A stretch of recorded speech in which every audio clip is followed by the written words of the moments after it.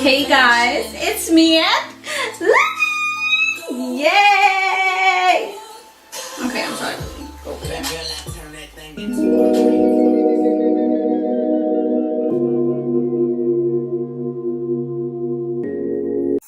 Hey guys, it's me, and today we're going to basically talk about my life. I am a DACA student, and with that being said, I just want to talk about my struggle and basically the life that I lived, because not a lot of people know that I am from DACA, and a lot of people are surprised too because I don't fit into the certain category that I'm supposed to. But let's get started.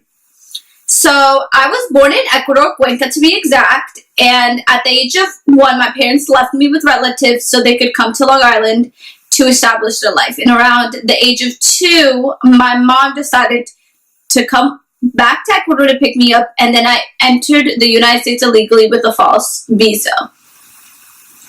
I lived a pretty normal life, and around the age of 5, my parents started talking to me about how I was different.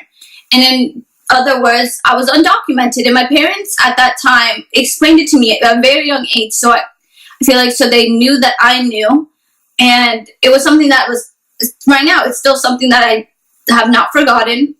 But basically, I feel like my parents at that time were trying to warm me up to the struggles I probably was going to face later on. I lived a pretty normal life in elementary school and middle school. I mean, I did have some few incidents.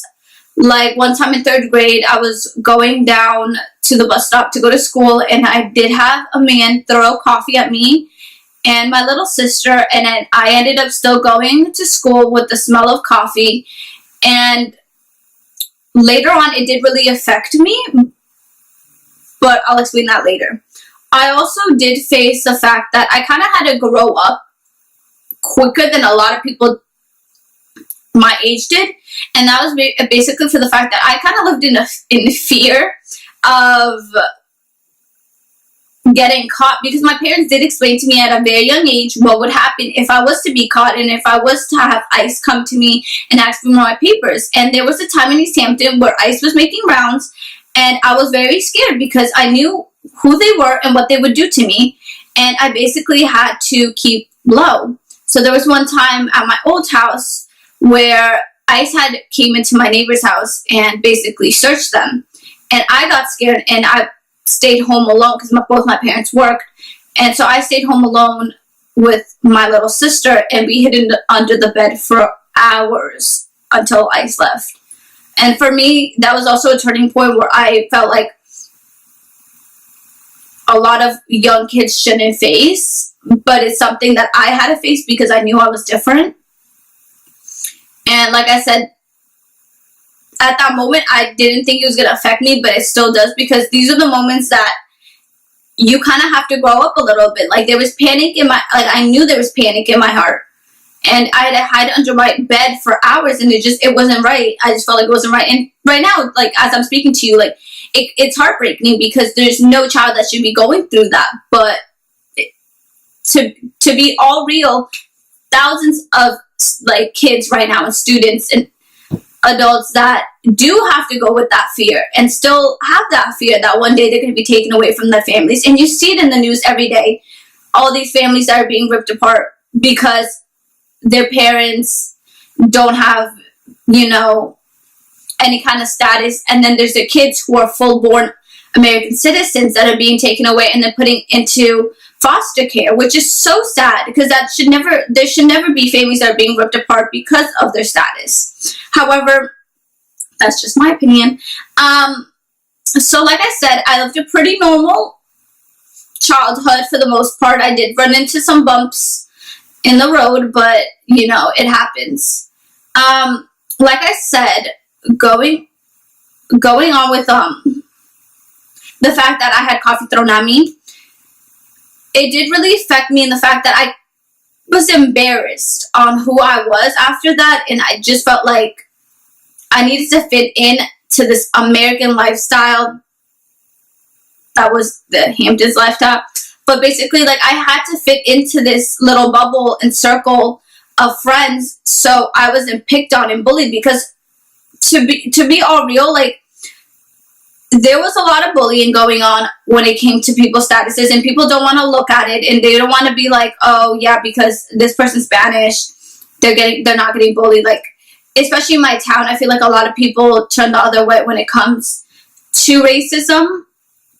However, there was a lot of racism, especially in high school, and I feel like that's why I really tried to fit myself into this box that I wasn't. Like, I had a lot of white friends, and with that being said, I try to fit into their lifestyle as much as I could, because I didn't want to be another target.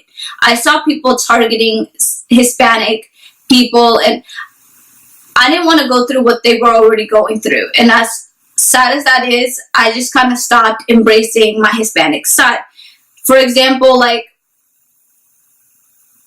I kind of stopped speaking Spanish in general.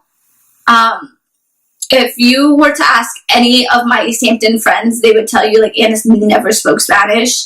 And even if I did speak Spanish, it was so whitewashed. It's so cringy to say, but it was.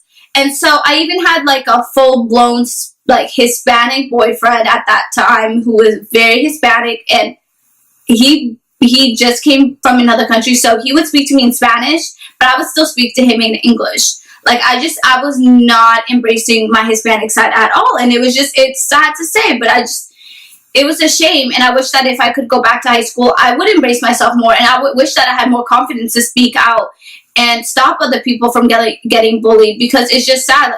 As a whole, everybody should be sticking together instead of all separating and picking on other people. It's just not right.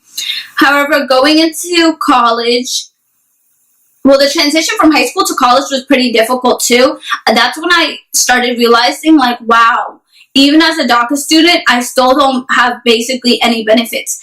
DACA basically gives you a social security number, a working visa, and a few other documents that you basically need to have a status here, to begin to have a status here.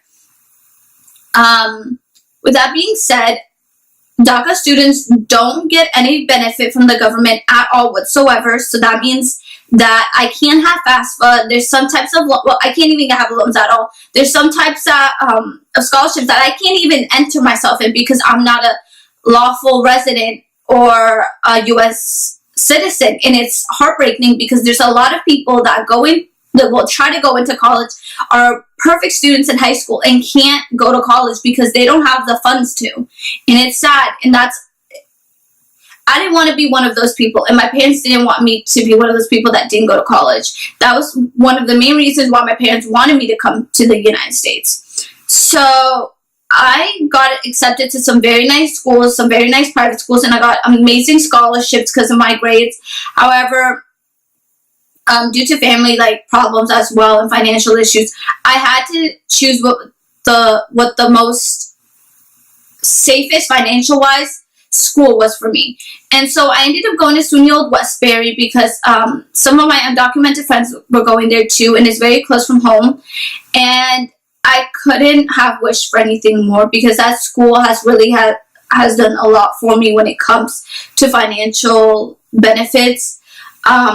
I want to thank Laura for giving me a scholarship for dorming, and Dr. DeLuca, and basically everybody in Old Westbury, because they are such a great community when it comes to advocating for undocumented people and immigrants.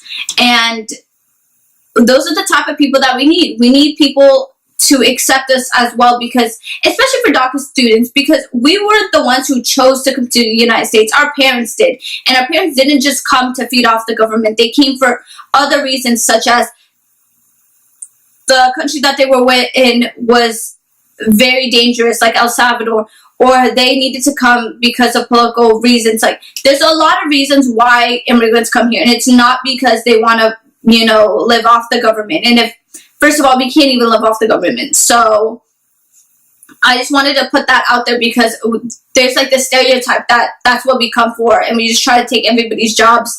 But if you look into a lot of Hispanic jobs, we're the ones cleaning. We're the ones doing the dirty work that nobody else wants to. And it gets me very upset when people state as that we're the ones who are taking all the jobs, and we're the ones who are feeding off the government. That's not the case whatsoever. And even if we could, we wouldn't. That's just not us. That I know. But like I was saying, Old Westbury really accepted us. And there's even a club called USA in SUNY Old Westbury that is amazing, and it's for undocumented people like me and like my friends, and it's just a great environment. And because of SUNY Old Westbury, I started to embrace my Hispanic side. I started speaking more. I started listening to Hispanic songs. Like, it was just a great atmosphere for me to actually become the person that I needed to be. I wasn't so involved with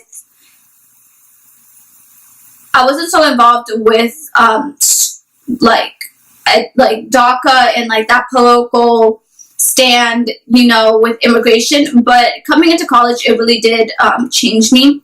But I'm sorry, going back to the transition from high school to college, there's a lot of things that were difficult for me when it came to that, and that transition really did change me, and that is why I got more involved with, when I came into college, with immigration and reforms, because I felt like I wasn't just advocating for me, but I was advocating for other people that didn't have a voice. And there's a lot of people that are scared to come out, especially. Like, I was most definitely scared to tell my story at first, because you never know, like, what's gonna happen. One day, ICE will come to your house and take you away. Like, it is very scary, but there's people that back me up and have my back when it comes to stuff like that. So I started getting involved with speaking about my story, especially in SUNY Old Westbury, and I did go to some other schools too to speak about them, to basically get the word around that you're not the only person there. And it is difficult, but I feel like because I'm a DACA student, I push myself to be the best person that I can to prove people wrong. Like, it was so easy for me in high school to get A's, like, not to, like, brag or anything, but it was. But going into college, it pushed me to stay in the honors college.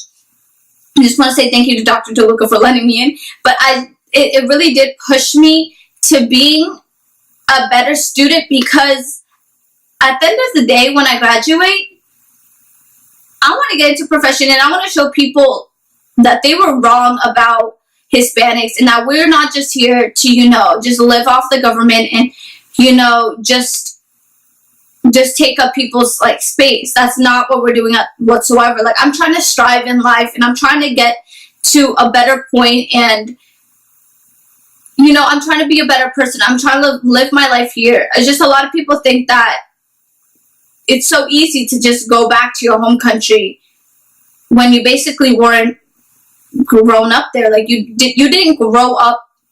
Like, if I was to be sent back to Ecuador, and I talked about it with my parents, I would cry. Like, I would never want to go back to Ecuador, just because that isn't the place that I grew up.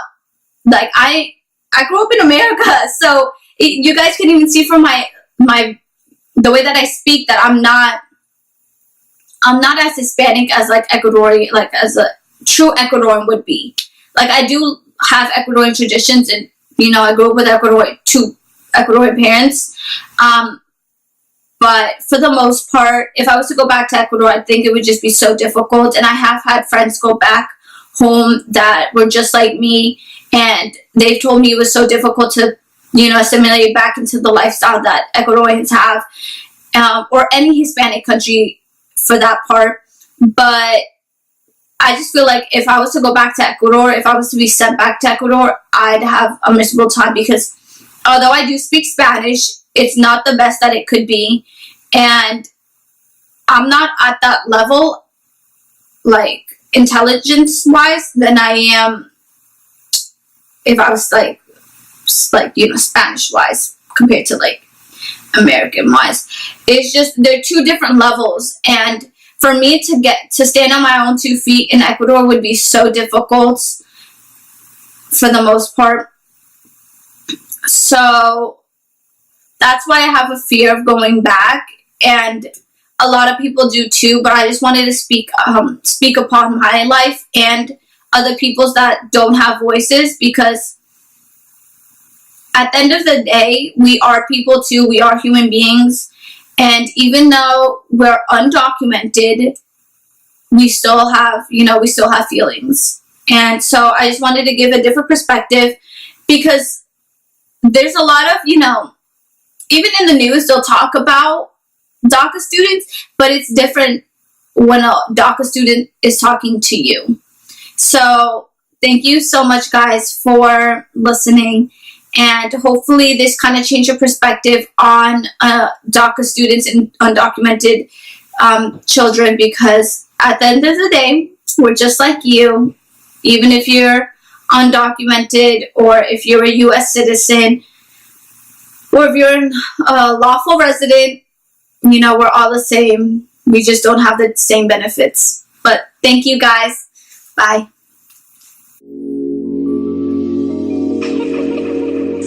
You get the bag and fumble it, I get the bag and flip it and tumble it. Straight off the lot, 300 cash, and the car came with a blunt in it. Lil' mama a thot, and she got ass, and she gon' fuck up a bag. Pull up to the spot, living too fast, dropping the dope in the stash. In Italy, got 2 foreign hoes, they DM me. Draw at the top, when it's cold, but you feel the heat. Be real with me, keep it 100, just be real with me. Eat it up like it's a feast, they say the dope on fleek.